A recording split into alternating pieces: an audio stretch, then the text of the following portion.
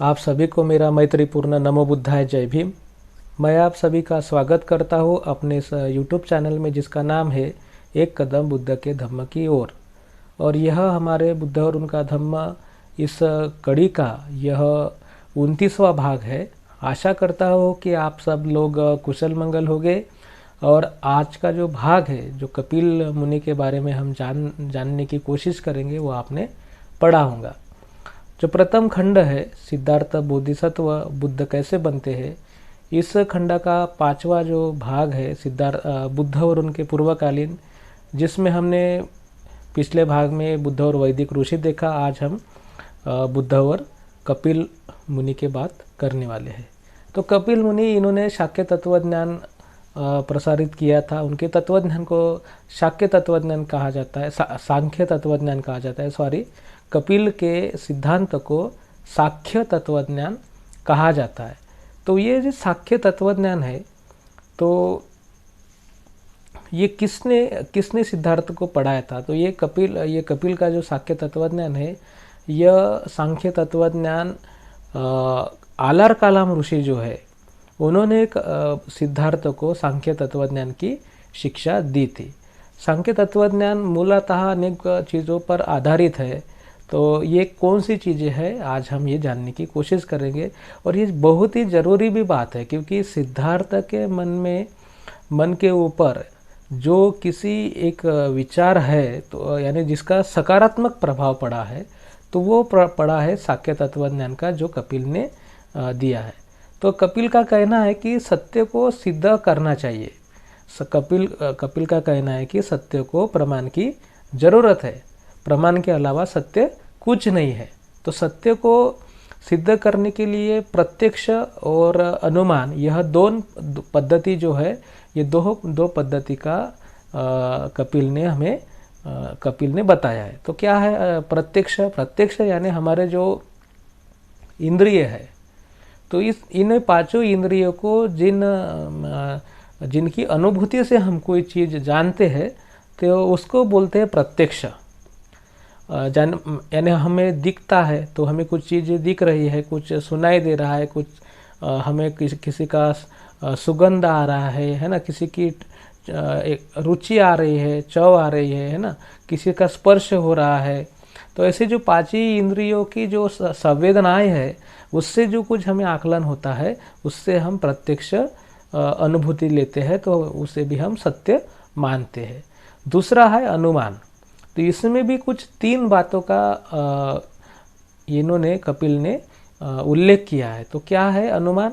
तो एक है कारण से कार्य का पता चलना। कारण, यह जो चीज़ है, कार्य और कारण, यह भी हमें बहुत से चीज़ यानी ध्यान में रखना है। मैं इसलिए आपको बोल रहा हूँ कि कपिल का जो ये तत्व ज्ञान है, इसे हमें ध्यान से समझना है।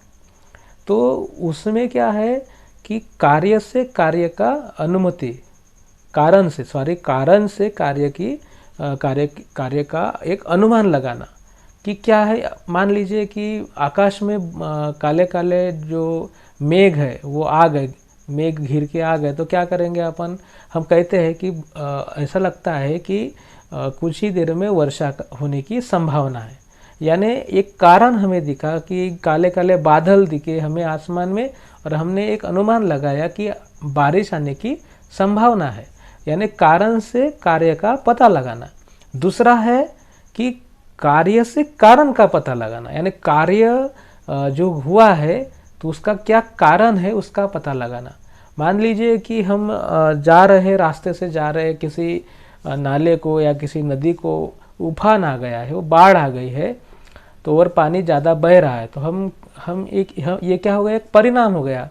तो हम ऐसा सोचते हैं कि ऊपर पहाड़ों पे वर्षा ज़्यादा हुई होंगी, ज़्यादा वर्षा के कारण यहाँ पे बाढ़ आई है। हम ऐसे एक अनुमान लगाते हैं, यानी एक जो कार्य घटा है, एक घटना घटी है, उसके कारण का हम अनुमान लगाते हैं। तीसरा है कि एक साम्य रहता है, यानी आज एक वस्तु यहाँ है, कल वही वस्तु दूसरी जगह है, तो हम इसे एक अनुमान लगाते हैं कि एक वस्तु जो है, एक किसी प्रकार से स्थान बदल रही है। यानी आज एक मनुष्य यहाँ खड़ा है तो दूसरे समय हम देखते हैं तो वो दूसरी जगह है, तो मनुष्य स्थान बदलता है, ऐसा हम देखते हैं। और ऐसे कैसे अनुमान लगाते हैं कि मान लीजिए एक बच्चा है, वो एक बच्चा है, फिर बड़ा हो रहा है, फिर जवान होता है, फिर वो प्रौढ़ होता है, फिर वृद्ध होता है। तो इस तरह से भी हम एक व्यक्ति के परिवर्तन की दिशा में जो कुछ भी घटनाएं घटती है तो उससे हम अनुमान लगाते हैं, सत्य का अनुमान लगाते हैं। तो इस तरह से सत्य जो है जो दो प्रकार से हमें उसका अस्तित्व प्रमाणित करना होता है। क्या है? पहला तो हमने देखा है कि प्रत्यक्ष, यानी हमारे जो पांचों इंद्रिय जो है जिससे हमें उसके होने की जो सूचना मिलती है, ज्ञान मिलता है, उसे हम प्रत्यक्ष कहते हैं। दूसरा है अनुमान। इसमें हमने देखा कि कार्य से कारण का पता लगाना और कारण से कार्य का पता लगाना, और किसी साम्य के वजह से हम सत्य को प्रमाणित करते हैं। इसी प्रकार उसने दूसरा महत्वपूर्ण योगदान क्या है कपिल का, जो सिद्धार्थ के मन में बड़ा ही घर कर गया है, वह है किसी भी सृष्टिकर्ता का अस्तित्व का अमान्य करना। यानी कपिल ने किसी भी प्रकार के सृष्टिकर्ता के अस्तित्व को सिरे से ही खारिज कर दिया है। यह कपिल जो है, कपिल कहते हैं कि जो भी कुछ वस्तु ये अस्तित्व में है, तो वह उसके कारण में पहले से ही अस्तित्व में होती है। इसलिए ईश्वर के अस्तित्व के प्रति कोई भी तर्क वितर्क नहीं मिलते, अनुमान नहीं मिलता, ना ही प्रत्यक्ष उसका कुछ ज्ञान होता है। तो उसके कोई आधार न होने के कारण कपिल ने किसी भी प्रकार के सृष्टि के निर्माता के अस्तित्व के बारे में नकारात्मक बातें रखी है, यानी अस्तित्व को अमान्य किया है। उसी प्रकार सृष्टि की निर्मिति के संबंध में भी कपिल ने कुछ अपने विचार रखे हैं। तो उसमें व्यक्त अव्यक्त कुछ बातें कही है।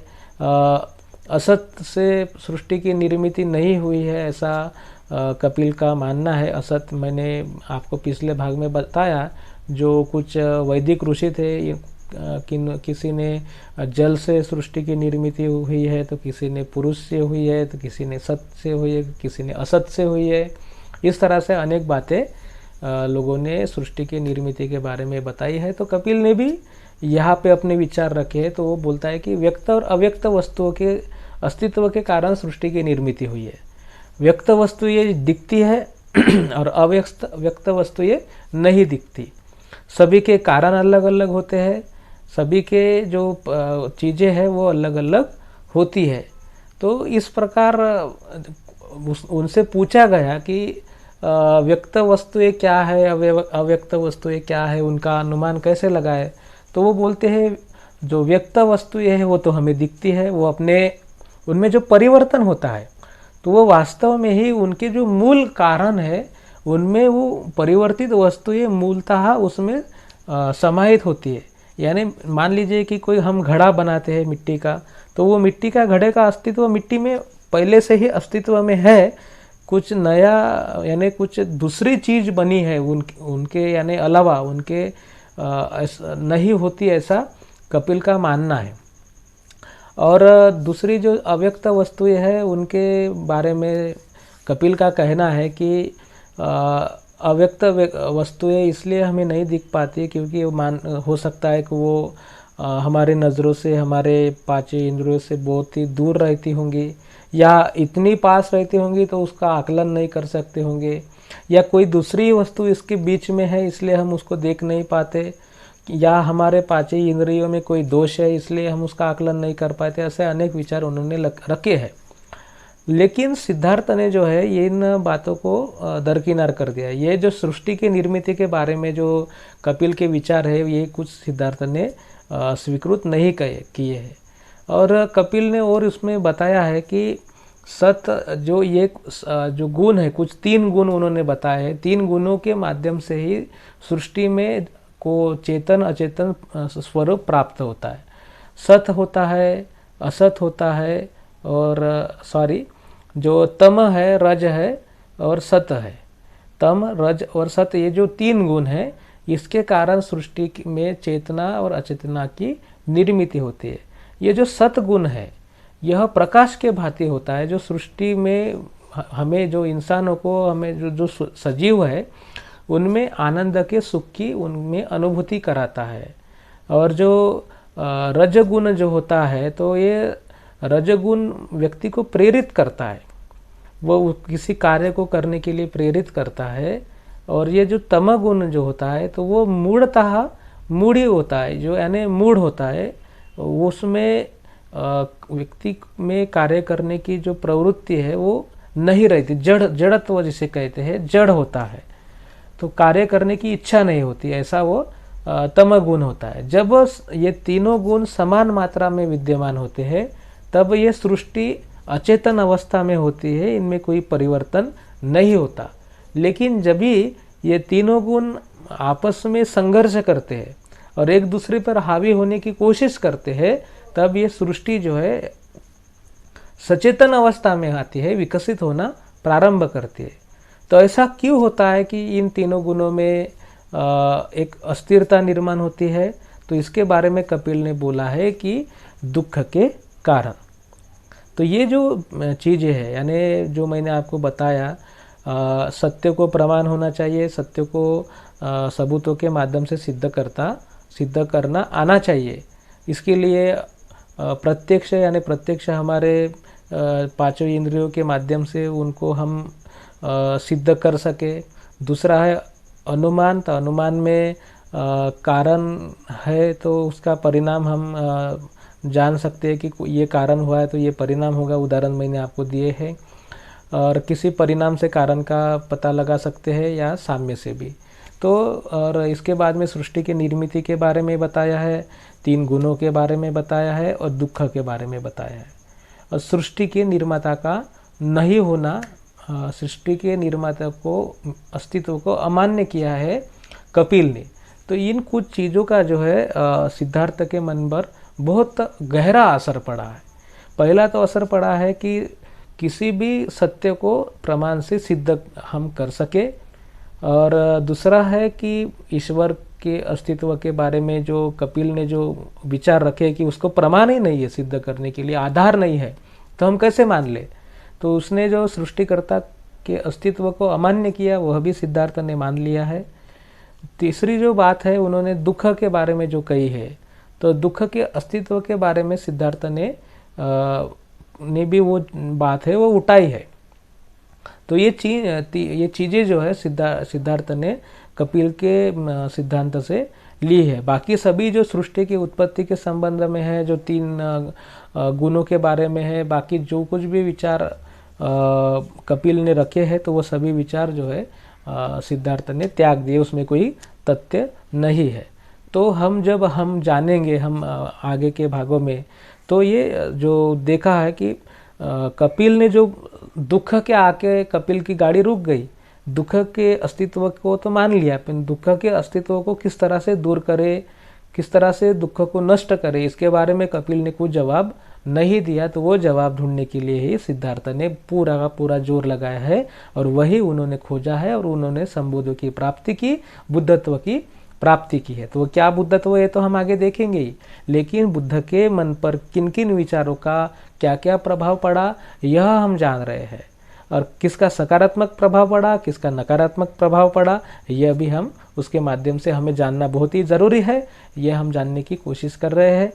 मैं आशा करता हूँ कि जो कपिल के द्वारा दी गई जो सांख्य तत्वज्ञान की जो शिक्षा है वो आपको आपके समझ में आई होंगी। कुछ जो चीज़ें हैं अगर नहीं समझ में आई होंगी तो आप निश्चित ही कमेंट्स बॉक्स में लिख सकते हैं, जिसमें हम चर्चा कर सकते हैं। आई बटन पर क्लिक करके आप बुद्ध और उनके धम्म के जो वीडियोज़ है वो देख सकते हैं, प्रासंगिक के वीडियोज़ देख सकते हैं। और जो ये वीडियोज़ है इसको आप लाइक करिए और शेयर करिए अपने आप्त इष्ट दोस्तों के साथ में, परिवार के साथ में, और चैनल को सब्सक्राइब करिए, लोगों को भी प्रेरित करिए, जिससे बुद्ध और उनका धम्म का प्रसार प्रचार करने में आप सबका बराबर से सहयोग मिल सके। इसी आशा के साथ में मैं आप सब लोगों के प्रति मंगल कामनाएं व्यक्त करता हूँ और अपने वाणी को यही देता हूँ विराम। नमो बुद्धाय, जय भीम।